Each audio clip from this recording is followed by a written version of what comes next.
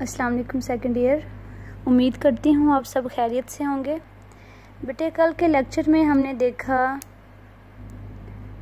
कि electric potential at a point due to a point charge, जिसमें हमने final relation derive किया electric potential का due to a point charge. आज का जो हमारा टॉपिक है very very important for short question.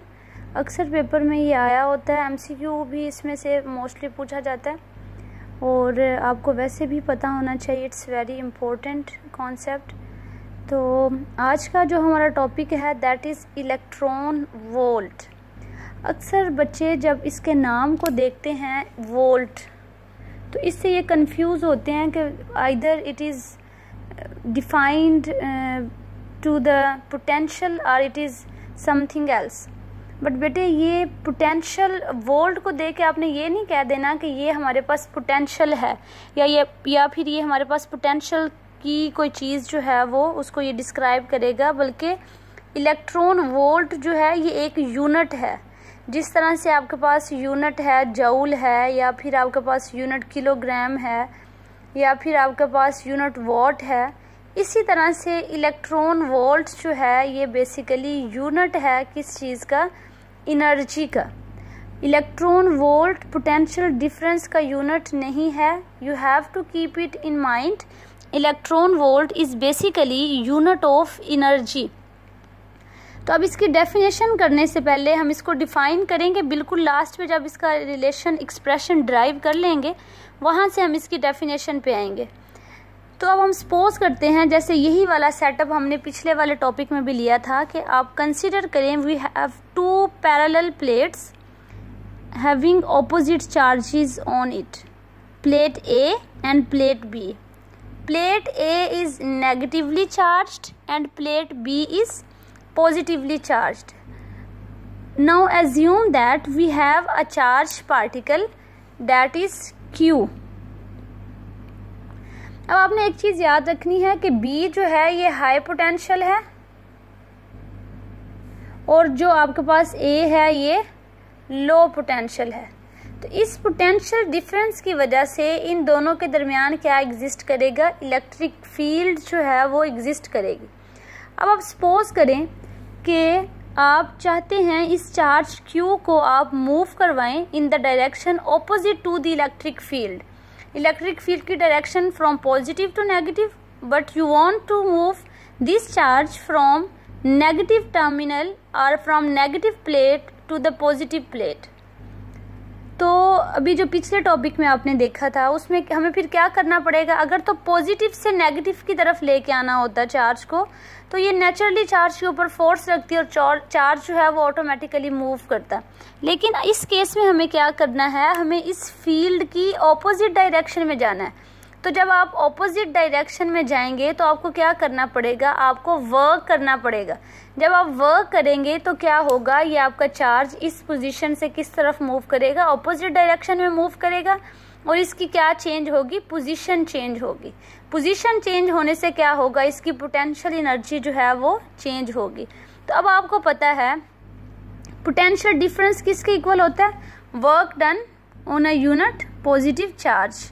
तो अब आपके पास आपको ये भी पता है कि work done is equal to change in potential energy, के वो वर्क जो हम इस चार्ज पे करेंगे वो किस में यूज होगा, वो इसकी पोटेंशियल एनर्जी को चेंज करने में यूज होगा। तो इस तरह से हम लिख सकते हैं कि delta U is equal to Q into delta V. क्योंकि आप ये वाला रिलेशन तो आपने पढ़ा है ना पीछे, बेसिकली हमने ये भी रिलेशन ड्राइव किया, लेकिन आप फिर से देख लें कि हमारे पास potential difference is equal to होता है work done per unit charge and work is equal to change in potential energy. तो इस तरह से पोटेंशियल डिफरेंस फिर किसके इक्वल आ जाएगा, चेंज इन पोटेंशियल एनर्जी पर यूनिट चार्ज। तो अब ये चार्ज इधर डिवाइड हो रहा है, दूसरी तरफ जाके क्या हो जाएगा, मल्टीप्लाई हो जाएगा। तो यही रिलेशन हमारे पास है, delta U is equal to Q into delta V. अब अगर आप क्या करें, इस चार्ज को जब आप पॉइंट ए से पॉइंट बी तक लेके जाएंगे और आप वहां से इसको छोड़ दें, जैसे ही आप इस चार्ज को छोड़ेंगे तो ये क्या करेगा, ये मूव करना शुरू हो जाएगा इस डायरेक्शन में। जब ये मूव करेगा तो आपको पता है बॉडी जब भी मोशन में होती है तो उसके पास कौन सी एनर्जी होती है, काइनेटिक एनर्जी होती है। तो अब जो इसकी पोटेंशियल एनर्जी जो इसके अंदर स्टोर हुई थी, किस सूरत में, जो आपने वर्क किया था वो वर्क स्टोर हुआ था in the form of potential energy. अब वही वाली पोटेंशियल एनर्जी किस में कन्वर्ट हो जाएगी, change in kinetic energy of the charge. तो हम कह सकते हैं कि डेल्टा यू जो है वो फिर किसके इक्वल हो जाएगा, change in kinetic energy, and this must be equal to Q into delta V. अब आप अगर एज्यूम करें कि ये जो आपके पास चार्ज है, पहले तो हमने एक जनरल टर्म ली थी ना कि ये जो चार्ज है ये कोई भी चार्ज पॉजिटिव चार्ज हो सकता है, लेकिन या कोई भी चार्ज नेगेटिव पॉजिटिव हो सकता है। अब आप एज्यूम कर लें कि आपके पास ये जो चार्ज है वो एक इलेक्ट्रॉन है। तो इलेक्ट्रॉन पे जो चार्ज होता है आपको पता है वो 1e के इक्वल होता है, और इसी तरह से 1e जो है या फिर charge on 1 electron, this is equal to 1.6 into 10⁻⁻19 coulomb. और आप एज्यूम करें कि इन दोनों के दरमियान जो पोटेंशियल डिफरेंस है that is equal to 1 volt. तो अब Q की जगह पे आप क्या पुट करेंगे, क्योंकि हमने चार्ज इलेक्ट्रॉन लिया हुआ है तो हम यहाँ पे लिखेंगे E इंटू डेल्टा V। अब E जो है इसकी आप वैल्यू पुट करें और डेल्टा V की जगह पे आप क्या पुट करेंगे, 1 वोल्ट। तो अब यहाँ पे हमारे पास आ जाएगा change in kinetic energy is equal to 1.6 into 10⁻⁻19, charge का यूनिट कूलम और पोटेंशियल डिफरेंस का यूनिट वोल्ट। कूलम वोल्ट जो है ये बेसिकली जॉल के इक्वल होता है। कैसे जॉल के इक्वल होता है, इसी रिलेशन से हम ड्राइव करते हैं। आपको पता है पोटेंशियल डिफरेंस का यूनिट क्या होता है, वोल्ट, वर्क का यूनिट क्या होगा, जॉल, और चार्ज का यूनिट क्या होता है, कूलम। ये कूलम इधर डिवाइड हो रहा है, इस तरफ जाके क्या हो जाएगा, मल्टीप्लाई। तो इस तरह से 1 जॉल जो है ये इक्वल हो जाएगा कूलम वोल्ट के। तो यहाँ भी हमने कूलम वोल्ट की जगह पे क्या लिख दिया, जॉल लिख दिया। तो इस तरह से ये जो एनर्जी है, क्योंकि एनर्जी की बात हो रही है ना, amount of energy equals to 1.6 into 10⁻⁻19 joule is called 1 electron volt. तो अब यहाँ से हम इसको डिफाइन कर लेते हैं। तो ये देखें यहाँ पे आपने चार्ज क्या अज्यूम किया हुआ, इलेक्ट्रॉन। तो इसका मतलब है कि ये, और ये भी हमने कहा है कि this is amount of energy. तो हम इसको डिफाइन करेंगे, amount of energy gain are lost by an electron when it is moved through a potential difference of 1 volt। फिर से देख लें कि amount of energy gain are lost by an electron when it is moved through a potential difference of 1 volt। अब sometime इसकी आ जाता है कि आप प्रूव करें कि 1 joule is equal to 6.25 into 10⁻18 electron volt. तो हमने अभी देखा कि 1 इलेक्ट्रॉन वोल्ट इसके इक्वल होता है। हमें 1 जॉल चाहिए, तो आप इस सारे को 1 के नीचे इसके डिनोमिनेटर में ले आए। जब आप डिवाइड करेंगे तो ये 0.625 इंटू 10⁻19 आएगा। तो अब उसको आप पॉइंट को शिफ्ट कर लें तो ये 18 हो जाएगा। तो 1 joule is equal to 6.25 into 10⁻18 electron volt हो जाएगा। ठीक है, ओप्सो आपको समझ आ गया होगा। कोई भी आपको बेटे मसला हो तो आप लोग कमेंट में जाके अपना क्वेश्चन रेज कर सकते हैं, वहाँ पे अपना क्वेश्चन लिखें, इंशाल्लाह आपको उसका आंसर मिल जाएगा। अब इसी तरह से नेक्स्ट हमारा एक और शॉर्ट क्वेश्चन है, and that is what is difference between electric force and gravitational force. इन दोनों में क्या डिफरेंस है। तो इलेक्ट्रिक फोर्स वही कूलम फोर्स है। तो आपको पता है कूलम फोर्स जो है वो कूलम्स लॉ के अकॉर्डिंग किसके इक्वल होती है, Fe is equal to K into Q1 Q2 over R square. जबकि ग्रेविटेशनल फोर्स जो है ये न्यूटन्स ग्रेविटेशन जो लॉ है उसके अकॉर्डिंग है, जो आपने 9th क्लास में चैप्टर नंबर 5 पढ़ा है। तो इसमें हमारे पास gravitational force is equal to होती है Fg is equal to Gm1 M2 over R square. अब इसी फॉर्मूले को आप देखें और देख के आपने 2-3 सिमिलैरिटीज, तो हम यहीं से इनके डेफिनेशन में कर सकते हैं सिमिलैरिटीज और डिफरेंस। देखें, एक तो सिमिलैरिटी ये है कि आपके पास जो Fe है, अगर हम इन सब को छोड़ दें तो Fe बेसिकली क्या आ रही है, it is inversely proportional to square of the distance. यही है, इसी तरह से एफ जी को भी देख रहे हैं। अगर आप इनको इग्नोर करें या फिर इनको कांस्टेंट कर दें तो F G is inversely proportional to R square. तो इसका मतलब है कि इसको कहते हैं इनवर्स स्क्वायर लॉ। कैसे, इसको मैं ऐसे लिख सकती हूँ, आर ये इधर 2 प्लस में आपको पता है, जब ये ऊपर इसको हम न्यूमिनेटर में लेके जाएंगे तो ये क्या हो जाएगा माइनस। तो हम इसको ये भी कहते हैं इनवर्स स्क्वायर लॉ। ये दोनों क्या करेंगे, कौन सा लॉ ओबे करेंगे, इनवर्स स्क्वायर लॉ को ओबे करेंगे।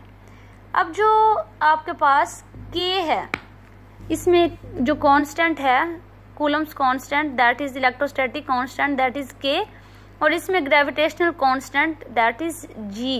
के की वैल्यू है 9 इंटू 10 रेज पर 9 और इसकी वैल्यू है 6.67 इंटू 10 रेज पर -11। ये अक्सर जब वो प्रैक्टिकल्स होते हैं तो ये पूछा जाता है value of G and it's unit, तो ये आपको पता होना चाहिए।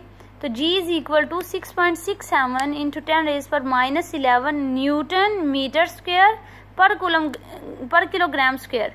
कैसे, अब आपको पता है हमें G का यूनिट चाहिए, तो आपके पास हो जाएगा एफ जी आर स्क्वायर, इधर मल्टीप्लाई हो रहा है, इधर जाके क्या हो जाएगा डिवाइड, सॉरी इधर डिवाइड हो रहा है, इस तरफ जाके क्या हो जाएगा मल्टीप्लाई, और m1 m2 इधर मल्टीप्लाई हो रहे हैं, इस तरफ आके वो डिवाइड हो जाएंगे। तो देखें फोर्स का यूनिट क्या होता है न्यूटन, और ये आपके पास डिस्टेंस है, इसका यूनिट क्या होगा मीटर, तो ये मीटर स्क्वायर। ये दोनों मैसेज हैं, इनके यूनिट क्या होंगे किलोग्राम, तो हमारे पास आ जाएगा न्यूटन मीटर स्क्वायर पर किलोग्राम स्क्वायर। इसी तरह से इसका यूनिट होगा न्यूटन मीटर स्क्वायर पर कूलम स्क्वायर। अब आपके पास जो कूलम्स फोर्स है this is very strong force, जबकि जो ग्रेविटेशनल फोर्स है that is not very strong, it is some sort of weak force. उसके बाद इट कैन बी अट्रैक्टिव और repulsive when there are two similar charges, then there will be repulsive force between the charges, but if there are unlike charges then there will be attractive force between the charge। लेकिन अगर आप इसमें देखें तो ये हमेशा attractive force है, gravity जो है वो हर चीज़ को अपनी तरफ अट्रैक्ट करती है। फिर ये मीडियम डिपेंडेंट फोर्स है, कैसे, आपको पता है के किसके इक्वल है 1/4 पाई एप्सिलॉन नॉट। तो ये फोर्स चूंकि किस पे डिपेंड कर रही है के पे, और के डिपेंड कर रहा है इसके ऊपर, तो इस तरह से ये फोर्स जो है वो कौन सी है मीडियम डिपेंडेंट, लेकिन ये मीडियम पे डिपेंड नहीं करता। इसी तरह से इसको आप शील्ड कर सकते हैं, यानी कि अगर इसके दरमियान में कोई आप डाइलेक्ट्रिक रखते हैं तो जो फोर्स होगी वो रिड्यूस हो जाएगी, इसको आप शील्ड नहीं कर सकते ग्रेविटेशनल फोर्स को। इसी तरह से देखें ये इसके रिलेशनशिप में किस पे डिपेंड कर रहा है, चार्ज पे डिपेंड कर रही है, और ये किन पे डिपेंड कर रहा है मैस पे डिपेंड कर रही है। तो ये चार्ज डिपेंडेंट फोर्स है and it is mass dependent force. तो इस तरह से दोनों फोर्सेस जो हैं वो कंजर्वेटिव फोर्सेस हैं। होप सो आप लोगों को समझ आ गई होगी। कोई और आपको मसला हो, आप पिक्चर टॉपिक्स से रिलेटेड कोई इशू हो तो आप लोग उसको पूछ सकते हैं, और अच्छे से आप उम्मीद करती हूँ अपना जो लेक्चर है वो सुन रहे होंगे, पढ़ रहे होंगे। कुछ बच्चे डेली बेसिस पे अपनी अटेंडेंस भी मार्क कर रहे हैं, उनकी अटेंडेंस हम नोट कर रहे हैं। तो बेटे आप लोगों का ही इसमें फ़ायदा है, अपने इस टाइम को वेस्ट मत करें, अपने लेक्चर्स पढ़ें और इसके अलावा आप एक्स्ट्रा बुक्स पढ़ें, अपने नॉलेज को इंक्रीज़ करें और अपने हुनर सीखें, अपनी एबिलिटीज़ को इम्प्रूव करें। तो wish you good luck, thank you so much.